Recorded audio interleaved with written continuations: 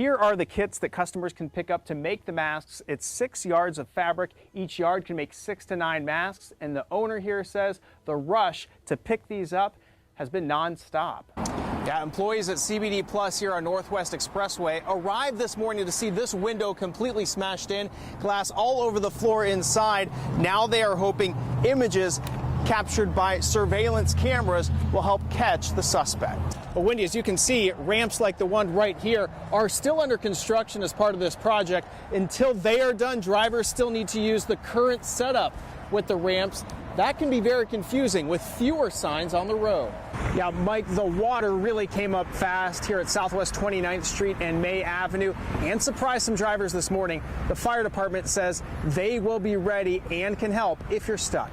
Well, Dan, normally pools like this one would be just full of swimmers all the way up until the 1st of October. But after 2 men drowned here yesterday, Turner Falls isn't taking any more chances. Why is this so close to a school, and are the parents even aware that this was placed? Lindsay Emilian says she's been concerned with 5G cell phone towers in Edmond since seeing one go up across the street from Russell Doherty Elementary School. She says enough isn't known yet about the towers. Can we maybe create some ordinances to push back these towers from schools and homes?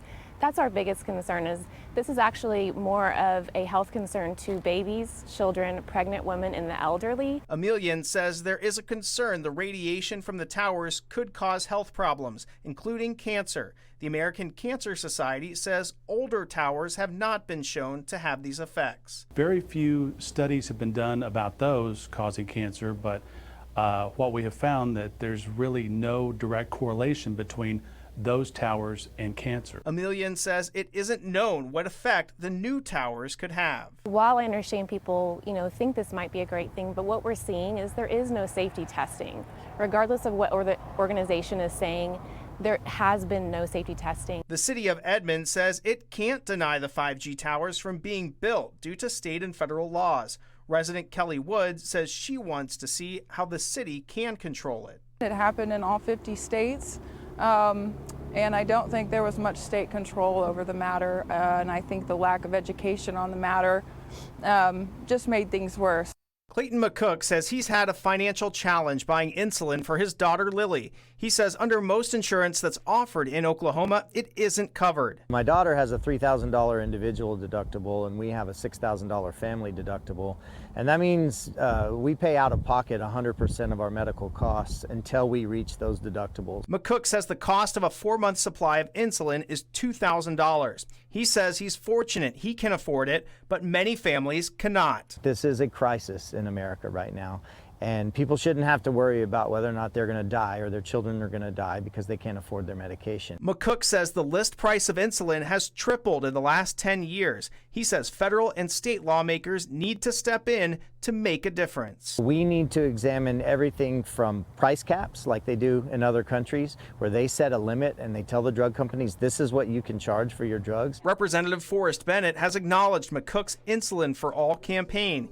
He's working on what can be done in Oklahoma to make it more affordable. My personal belief is that under no circumstance should gaining access to a medication like that be based on whether or not you can afford it. Bennett says it's his goal to pass legislation that helps lower the cost. It's going to require advocacy from the type 1 diabetes community and vigilant effort on the part of legislators.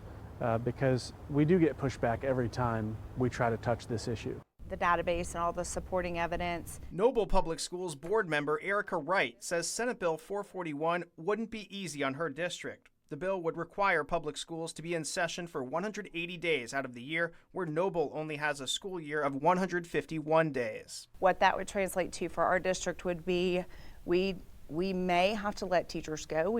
Because of that, we could probably very much expect that we would have larger class sizes. Wright says the biggest problem with this bill is it doesn't increase funding for school districts. She says without this, it would be hard for many districts to meet this requirement. The data breaks out to force the 180 days ends up falling on our low socioeconomic areas.